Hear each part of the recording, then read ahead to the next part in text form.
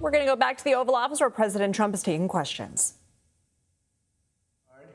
Because it's our turn to hit them. They know it's coming. They're asking us not to do it, but they tried shooting it last night. So we had 5 rockets shot going 8,500 miles an hour, and all 5 rockets were knocked down to the ground.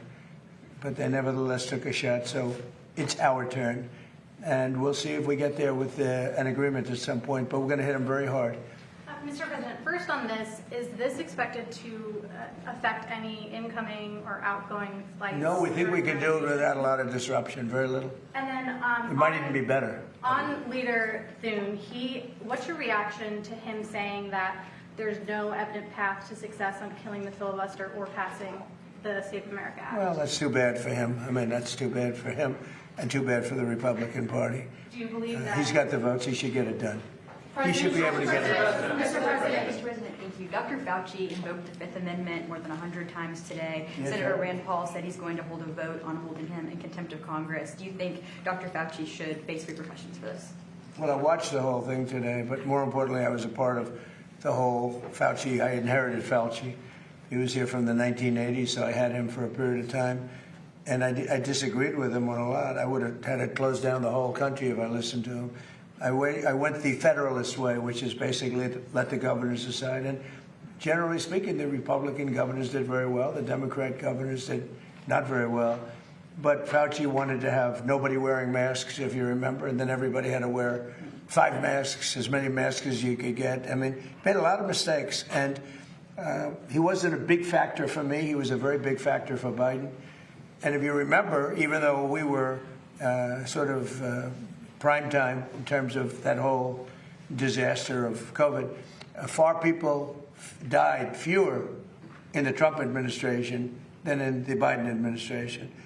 We ran it well. Operation Warp Speed was talked about as being one of the great success stories anywhere in the world, actually. And we did a good job. But many more people died under Biden than died in the Trump administration from COVID. COVID was a disaster, but Fauci did not help. Do you think that the DOJ should reopen the investigation into the Autopen, specifically pertaining to Fauci? Well, the only thing you can really think about is the Autopen, because the most powerful thing the president has, they say, is the power of pardon. So he was pardoned by Biden. And I respect that. I know how powerful it is. It's a very powerful, they say it's literally the most powerful thing a president has. Now, whether or not I sign my things directly, always, almost everything I sign directly. You're witness to many of them. He signed very few. The only thing I know that he signed was Hunter Biden's pardon. But I'm not sure that he signed, he probably didn't sign this one. So I can't tell you what the law is. I've heard that you have to have a lot of proof. You need to have letters. You need to have all sorts of things, that the person operating the Autopen has to know exactly what it's all about. He didn't know what it was about because I saw him testify. So maybe there's something on the Autopen. Other than that, the power of pardon is very powerful. One question briefly on the... Thank you. Beth Turner, GB News. We've just heard you talking about another example of American excellence. That's really what this is. It's a project where you're striving to be the best in the world. As a Brit, that's really striking to me. You've had a couple of weeks to get to know our new Prime Minister. Have you spoken to him much? And do you think he is the man to lead us to excellence? Well, he did say one very good thing. He said he's going to open up North Sea oil. If he does that, you're going to be a wealthy country. If he does it reasonably. I was telling Prime Minister Starmer, open up the North Sea. Open it up. You'll be okay. Open it up. They have 2 problems. They have a huge immigration problem, people coming from all over the world and just camping out in your country. And we've taken a very tough stand. In fact, for 14 months, nobody has come into our country. 0, which is almost hard to believe, but that's what the report says. Our borders become very strong, and your border is very weak. He's got that problem. And he's got energy problem. He's got windmills all over the place. And anytime you see windmills, you see a failing country. And they're made in China, not used by China, but they're made in China. And you have a thing called the North Sea. And you buy a lot of your energy, as you know, from the North Sea. You buy from Norway. And Norway gets it from the North Sea. They get their oil from the North Sea. And Norway's got trillions of dollars in the bank, trillions. It sells its oil from the North Sea. And Scotland has a better part of the North Sea. And you have 500, 600, 700 years. You have areas of the North Sea that haven't even been explored yet. You have one of the most valuable oil finds anywhere in the world. And if the United Kingdom would use it, they'd be a wealthy country again. And I tell you what, I could not get Starmer to use it. It was incredible. Every oil company that I meet, and these are all big giants, every person that I know in the oil business said, please, could you open up the North Sea? Could you get them to open it? They're dying to do it. And if you open up the North Sea to the oil companies, Scotland, Ireland, the UK as a whole, but it's right in Aberdeen, Scotland. It's right in Aberdeen. And that would be one of the most vibrant. You know, it used to be called the oil capital of Europe. Aberdeen was the capital of Europe. And now it's, they don't drill oil. And nobody can understand why. You have it's among the finest oil, it's the best oil anywhere on the planet. And it's unbelievable plenty. You don't have to pay Norway triple what it costs them to take out. You have your own oil and gas. If you use the North Sea, the UK will be a really rich country. I cannot get the point across. The new gentleman, when I spoke to him, he said he's going to open up the North Sea. Let's see if that happens. The Fed today voted to keep interest rates unchanged. Are you surprised by that? Are you disappointed in any way with Kevin Warsh? No, Kevin's fantastic, but he's got a board. Fed members? Yeah, Kevin's got a board. He's fantastic. He's a brilliant guy, smart. I know he'd love to see lower interest rates, but he's got a board, and it's a political board, and they want to keep rates up. But we fight through rates. We have the strongest investment ever made in a country, of any country. It was China about 13, 14 years ago. We have far greater, 19.2, even Jensen would say that's a lot. 19, and Jensen's spending a tremendous amount of money by hundreds of billions of dollars. He happens to be in the room. He's spending more than United, actually. But he's spending 10 billion, but Jensen's spending hundreds of billions, right? I don't know. That's not a bad business. But no, we have 19.2 trillion. It's the biggest number ever spent in any country by far. And that's over a period of 1 year. As an example, as you know, the Biden administration, for 4 years, did much less than 1 trillion. We're doing 19.2 trillion in 1 year. So we have things that are happening in our country, the likes of which nobody's ever seen. Plants and factories are moving in. Toyota just announced they're building one of the largest car plants anywhere in the world, and truck plants anywhere in the world. We are building more automobile plants now than at any time in the history of our country. Yes, in particular, this is just one of several projects that you have underway in the DMV. Why would you say that you're so focused on transforming the Washington region right now? Well, this is an important one. You know, this is travel. So in terms of the importance, I think the Arc is going to be incredible. I think the protected ballroom and military center that we're building at the White House is going to be unbelievable. It's very important. But, you know, this is the airport. This is sort of the lifeblood of a city or a capital, certainly a capital. And this will go from one of the worst, just like Washington. Washington was one of the worst places in this country, and now it's one of the best. You couldn't get into a restaurant because all the restaurants were closing or closed. They were afraid to have it open. Now you can't, if you're a restaurateur, you can't even find space to have a restaurant. The restaurants are booming. So, you know, it's a great thrill. And by the way, if you look, Washington is clean, it's safe. People walk to work. Every day a young man or a young woman comes up and says, "Thank you, sir." I know exactly what he's talking about. They couldn't wait. They were afraid to walk to work. Now they literally walk to the White House. Washington is now a beautiful and clean. We got rid of the graffiti. 78 monuments and different things have been cleaned. They were strewn with graffiti. We had 28 fountains that not one of them worked. For years, for decades, they haven't worked. They're all up in service, and nobody's seen anything like it. We have it clean. We're changing all the grass in all the parks. That's going to be changed very shortly. The parks are, because the grass is very, you know, grass is like human beings. Grass is a life also. And we're changing, we're raking, cleaning, and changing all of the parks. We don't have people, we don't have the tents anymore. We don't have all the barbed wire up. We don't have the wire up. Washington's become a beautiful city. It's become a hot city. But, you know, even more importantly, the United States right now is the hottest country anywhere in the world. Mr. President, just a point of clarity on the airport. No federal funding will be required. What did you mean when you said Congress? Yeah, Sean, you want to talk about So it's going to be bonded for $22.5 billion. United is going to partake in part of the payment, but the airlines who participate in the project are going to pay for it. If I can just make one point of clarification. Yeah, please. We have some permitting we have to do, but we think in the spring, this is both Concourse A. We think we can start construction in the spring of next year. So we're trying to move at the speed of President Trump. It's never fast enough, but we're going as quickly as possible so we can give a deliverable to the American people. And the other thing Sean's doing, which I think is so important, maybe more important, I don't think it can be more important than this, but he's working on air traffic control. We have an obsolete system. It's 50 years old.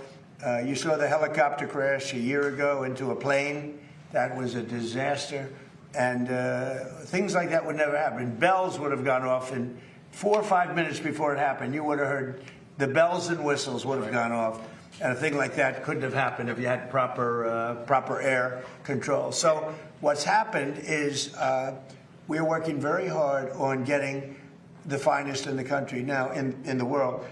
We've examined the systems of almost every good country in terms of air traffic control all over the world. And we have the best people working on it in the world. And it'll make, I mean, so often you'll see somebody even bunking into each other at an airport. But where planes come too close, where planes, in the case of the helicopter the helicopter hits the plane, we are working on air traffic control to redo the entire system, including the new towers, because the towers are obsolete. You know, you don't think of it. You see a tower and it looks fine. You go into those towers, they're literally falling down. So we're talking about new towers and all new air traffic control, which will give us the safest anywhere in the world. Mr. President,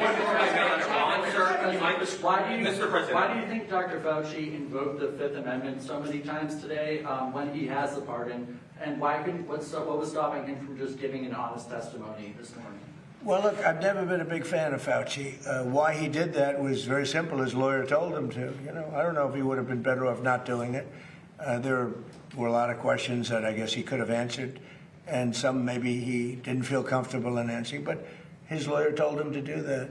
Prime Minister Andy Burnham hasn't mentioned publicly migration at all since he's gone into number 10. Did you discuss it with him? I did, briefly.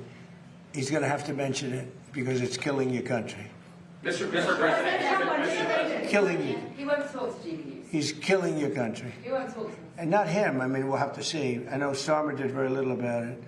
And they're coming from all over the world. They're coming from Africa. They're coming from South America. They're coming from different parts of Asia. And they're invading Europe. I mean, they're invading Europe. It's an invasion. And the UK is a prime suspect. Mr. President, on Todd Blanche, Senator John Cornyn of Texas has been hesitant to back the confirmation. Seems to be some sort of deal that he's talking about. What is your reaction to his hesitancy? Well, all I can say is Todd Blanche is outstanding, and I thought it was pretty routine because he's so good. You just wouldn't find a better person. So I don't know. Maybe John Cornyn's upset with me because I didn't endorse him. I don't know what it is, but I haven't heard that there's a problem. I heard he's going through quite nicely. And do you think Senate Majority Leader John Thune, after the comments you heard regarding Save America and some other stuff, do you think he's still the man for the job? Well, we're going to find out, and I'll let you know. Mr. President, it was a beautiful service yesterday for Senator Graham, beautiful eulogy that you delivered. As far as Senator Darlene Graham is concerned, based upon your conversations, is she going to focus primarily on foreign affairs like her brother, or will she focus more on domestic issues? I think domestic, really. I've spoken to her a lot, and she's much more focused on domestic, including costs and pricing. And I think she'll be outstanding. Jay Clayton, he was just confirmed by the Senate. Yeah, he's great. Would you like to see him continue with Bill Pulte's work at exposing election Oh yeah, interference sure. in I'm sure he will. 2020? Bill did a great job, and Jay has just been confirmed. And, you know, he's outstanding. He was the head of Sullivan and Cromwell for many years, and he's very outstanding, and I think he's going to do a fantastic job. And Bill was great. Yeah, please. Mr. President, in light of advanced ChatGPT AI models escaping their lab and conducting cyber attacks, are you considering stronger controls on AI, and would you consider negotiating Well, we're regulations? looking at AI, we're looking at controls. We're also making sure that we lead. So we're leading China in AI by a lot. China has virtually no controls. It's freewheeling a little bit. So we have to be careful in both ways. We don't want to restrict them, where all of a sudden we come in second to China. Whoever wins with AI is going to win. That's how big it is. So it's bigger than the internet ever was. It's bigger than anything ever was. So I don't want to restrict. I know many of these people. I don't want to restrict them from doing great work. Yeah, please.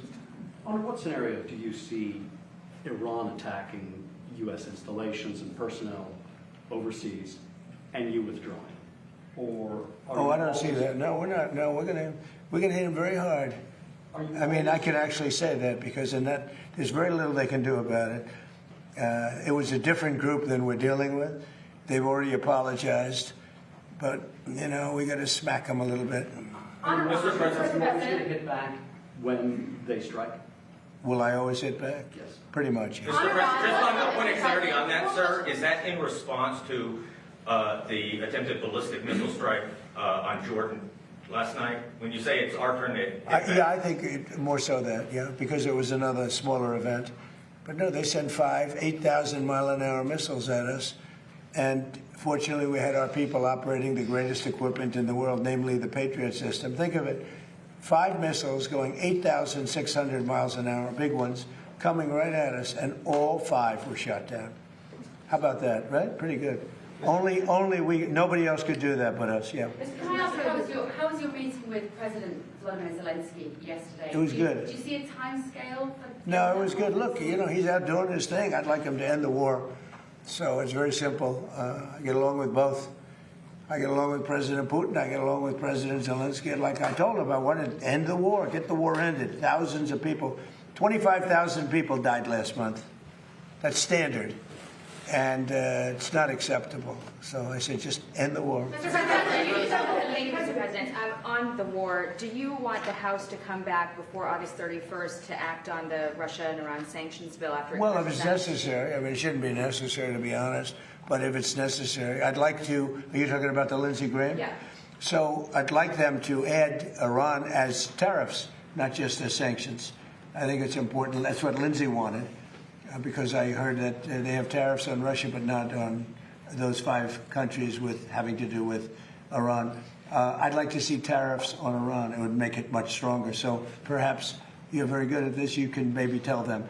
I think they should put in for Russia, but I think they should put in for Iran. And that's really what Lindsey wanted. Yep. And on Iran, one more, sir, sorry. And good job at the dinner the other night. Thank you. Did a great job. Thank you, appreciate that.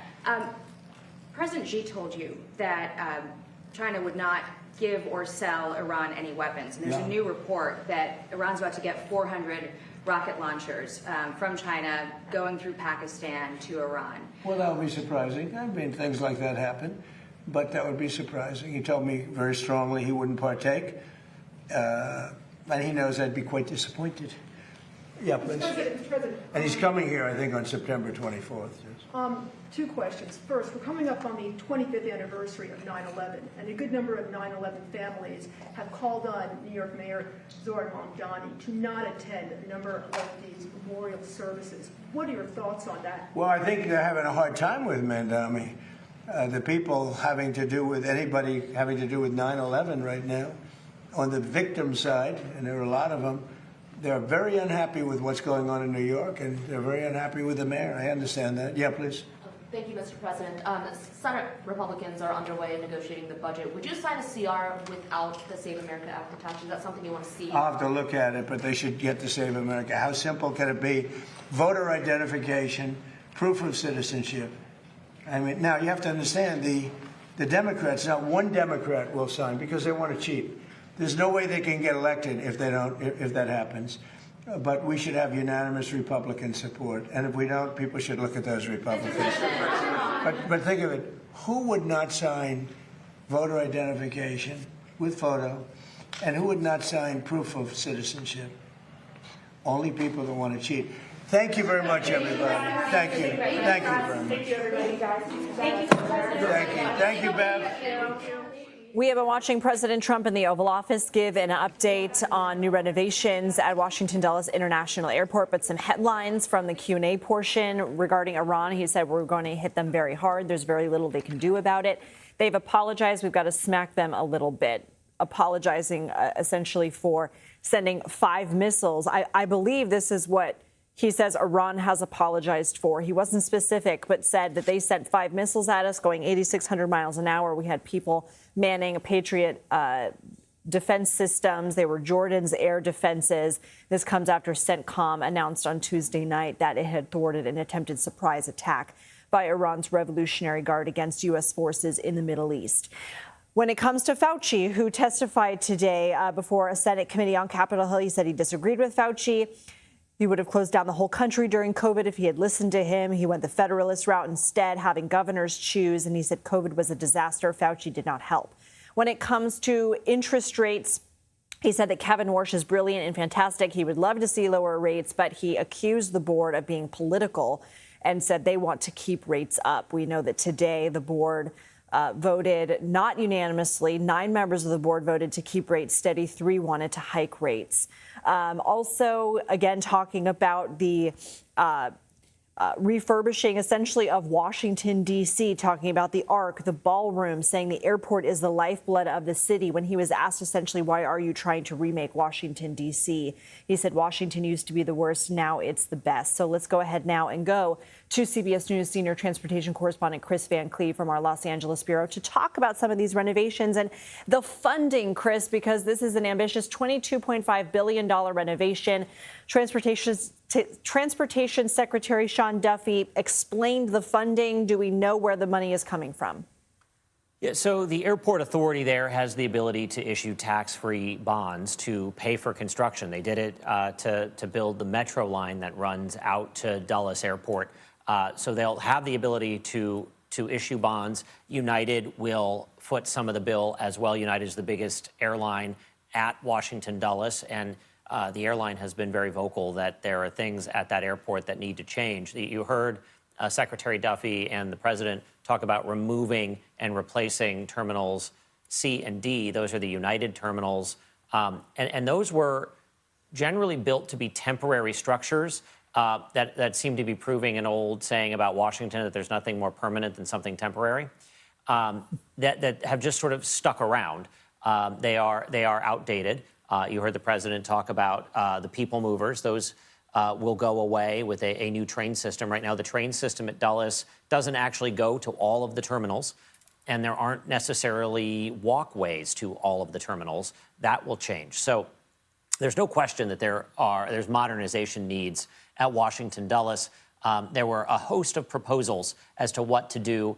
Ultimately, the White House picking one that United Airlines favored, one that also protects the architectural marvel that is the head house there, the Aerosarin-designed front of Dulles Airport that has a lot of architectural value to it. That will remain in place. It will be built around.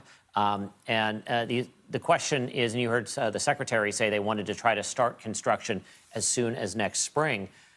That's very fast to build anything. So, I think that will be one of the things we need to see is how quickly can they do it, and ultimately what does the cost really end up being? Will it stay at $22 billion? Is there a stomach for that kind of bond? It also may raise the cost to operate at Washington Dulles, which could result in anyone flying in and out of there paying a little bit more to fly there. For United Airlines, this is a huge opportunity to improve the product in a key market. So no surprise that Scott Kirby, their CEO, was there for this announcement. It is something that's very important to that airline. But as somebody who has literally flown out of that airport hundreds of times, there are some real systemic issues there that need to get addressed in how you move in and out of that airport. So modernization of the airport does seem like a worthwhile investment for the D.C. area. $22 billion does sound like a lot of money, though. Kris, let's talk safety. We know that there have been some issues in the airspace there, especially ever since that midair collision in January of 2025 that killed 67 people. We know that there have been other close calls, and the president also mentioned modernizing air traffic control towers. What can you tell us about that? Yeah, I mean, look, there's no question that one of the focuses of this administration when it comes to transportation is modernizing air traffic control, and that grows directly out of the DCA mid-air collision in January of 2025. So already the administration and the Department of Transportation has taken on an effort to spend $12 billion upgrading systems, from installing radars, replacing radios, pulling out copper wire and replacing it with fiber optic communications wire. Think back to last summer when we were talking about all those communications issues at Newark that stemmed from just outdated communication technology. They're replacing all of that. The next phase will be an AI-focused one that will allow controllers, they say, to better control the airspace, better respond to things like weather. Think back yesterday, all of those storms. Right now, you don't have necessarily the amount of tools that you would think air traffic controllers might have to smartly analyze the airspace. And, maybe we can have a line of aircraft getting in for the next hour this way instead of routing everybody an hour south. That happened to me last week where, because we got rerouted away from other traffic, which is the right safe thing to do, we ended up getting to Newark at the same time the storm did, and that my flight didn't get to Newark. It diverted to Philadelphia. So there's certainly room to improve the airspace and air traffic control. It is a priority here, and we are starting to see some of that work playing out across the airspace in terms of improved communication systems. The big heavy lift here, and probably another $12 to $20 billion in things like building new air traffic control towers, building this system that can spot conflicts much faster than they can now. And, right now, air traffic controllers toggle between systems. They want to create sort of one screen where they can see everything they need to see. All right, Kris Van Cleave, thank you.